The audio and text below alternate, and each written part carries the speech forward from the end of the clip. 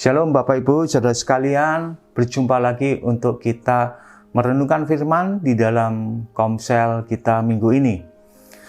Kita akan awali dengan pertanyaan, apa yang menjadi pengharapan kita untuk anak-anak kita? Tentunya dari setiap orang tua mempunyai pengharapan yang tidak sama. Silakan saling berbagi dan menceritakannya.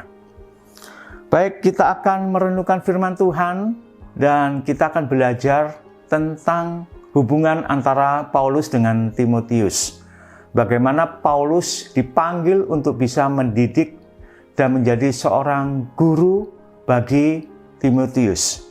Jadi Paulus punya tanggung jawab yang luar biasa dan dia mempunyai andil yang luar biasa untuk dapat mengembangkan Timotius dari seorang pemuda yang biasa sampai dia menjadi seorang pemuda yang dipakai Tuhan untuk kemuliaannya. Kita akan awali dengan pembacaan Alkitab dalam Kejadian pasal 1 ayat 27 sampai 28. Maka Allah menciptakan manusia itu menurut gambarnya, menurut gambar Allah diciptakannya dia. Laki-laki dan perempuan diciptakannya mereka. Allah memberkati mereka, lalu Allah berfirman kepada mereka, beranak cuculah dan bertambah banyak, penuhilah bumi dan taklukkanlah itu. Berkuasalah atas ikan-ikan di laut dan burung-burung di udara dan atas segala binatang yang merayap di bumi. Nah, kita tahu bagaimana perintah ini adalah perintah sebelum manusia jatuh di dalam dosa. Jadi perintah ini yang disebut dengan mandat budaya adalah perintah untuk beranak cucu, bertambah banyak, memenuhi bumi dan menaklukkannya. Perintah ini tidak berhenti pada zaman dahulu atau pada saat setelah manusia jatuh dalam dosa, perintah ini berhenti. Tidak, bahkan sampai sekarang pun perintah ini masih berlanjut.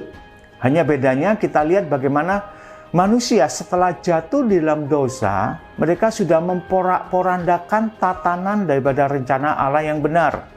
Sebenarnya Allah menghendaki manusia beranak cucu dan bertambah banyak, tetapi pada saat manusia jatuh dalam dosa, mereka bahkan saling membunuh. Tujuan mereka tidak lagi untuk memuliakan Tuhan pada saat mereka menaklukkan bumi, tapi untuk kemuliaan diri mereka sendiri.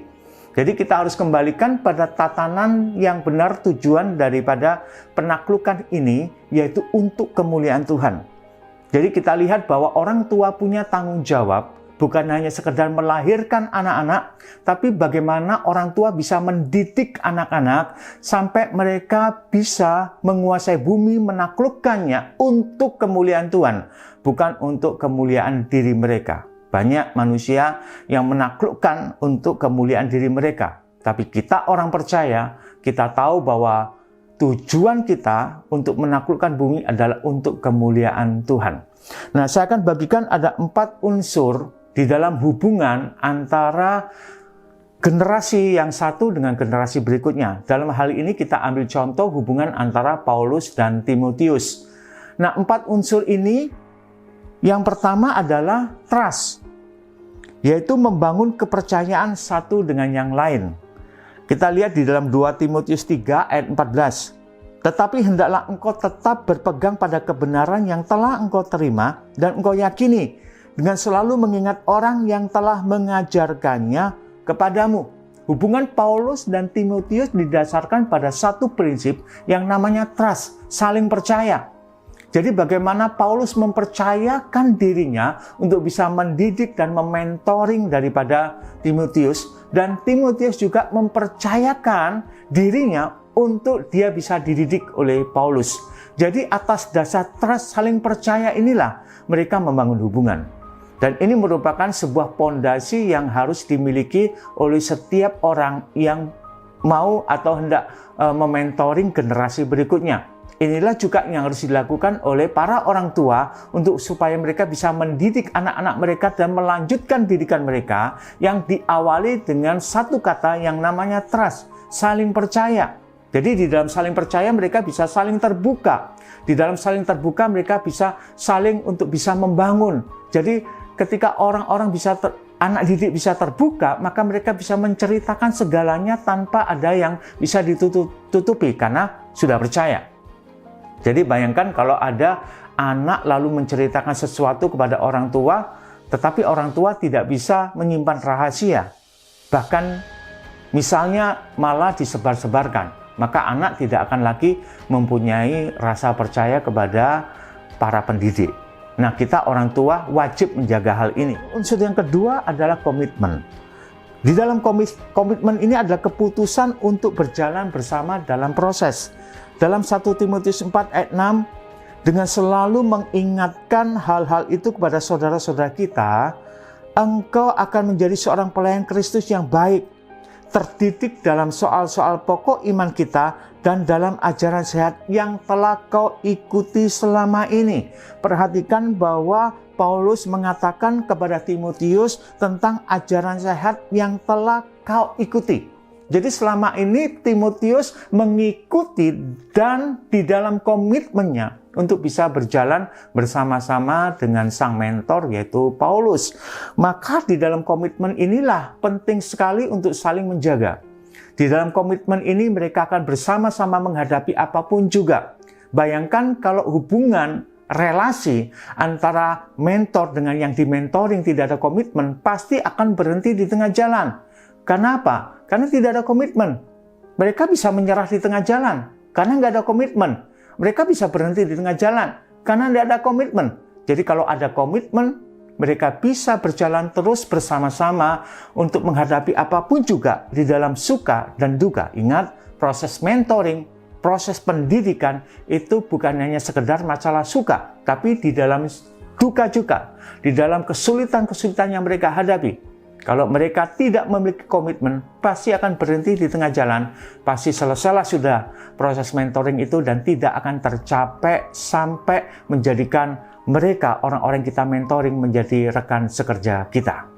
Kemudian yang ketiga, unsur yang ketiga adalah experience atau pengalaman, yaitu susah senang dialami bersama. Dalam 2 Timotius 3 ayat 10 dikatakan, tetapi engkau telah mengikuti ajaranku, cara hidupku, pendirianku, imanku, kesabaranku, kasihku, dan ketekunanku. Ternyata Timotius tidak hanya berbagi tentang ilmu secara pengetahuan belaka, tetapi juga tentang kehidupan, tentang pengalaman kehidupan yang dapat diberikan kepada Timotius. Paulus memberikan contoh sebuah keteladanan tentang cara hidup, pendirian, iman, kesabaran, kasih, dan ketekunan. Itu yang ditampilkan oleh Paulus kepada Timotius, sehingga Timotius bisa mengikuti apa yang telah dialami oleh Paulus. Nah, penting sekali apabila orang tua orang tua yang mau berhasil dalam mendidik anak-anak mereka, maka tentunya harus memberikan keteladanan kehidupan. Di dalam keteladanan ini, maka anak-anak bisa melihat pengalaman yang luar biasa yang ditampilkan oleh orang tua dan dapat mencontoh mereka. Lalu yang keempat adalah outcome atau menuai hasil pertumbuhan bersama. Jadi proses tidak hanya berhenti sekedar mentoring, tetapi ada target yang harus dicapai. 2 Tesalonika 3 ayat 2 dan 3 dikatakan, lalu kami mengirim Timotius, saudara yang bekerja dengan kami untuk Allah dalam pemberitaan Injil Kristus, untuk menguatkan hatimu dan menasihatkan kamu tentang imanmu, supaya jangan ada orang yang goyang imannya karena kesusahan-kesusahan ini. Kamu sendiri tahu bahwa kita ditentukan untuk itu. Perhatikan bahwa Paulus berkata kepada jemaat di Tesalonika untuk mengirim Timotius, saudara yang bekerja dengan kami. Jadi artinya Timotius tidak lagi sekedar menjadi murid dan anak didik daripada Paulus, tapi sudah mencapai sebuah tingkatan menjadi rekan sekerja bagi Paulus. Nah, saya temukan juga di dalam surat Paulus kepada jemaat Roma, tepatnya di Roma 16 ayat 21, Paulus mengungkapkan hal yang sama tentang Timotius ini. Dikatakan, salam kepada kamu dari Timotius, temanku sekerja. Sapaan Paulus tentang Timotius disebutkan bahwa dia adalah teman sekerja. Luar biasa. Apa yang dilakukan oleh Paulus bukan sekedar mendidik, tapi ada target yang dicapai. Ada satu tujuan yang dapat dicapai, dan tujuan itu adalah menjadikan Timotius menjadi rekan sekerja. Artinya memampukan dia untuk berfungsi secara maksimal di dalam panggilannya untuk memberitakan Injil, supaya nama Bapa kita di sorga dimuliakan.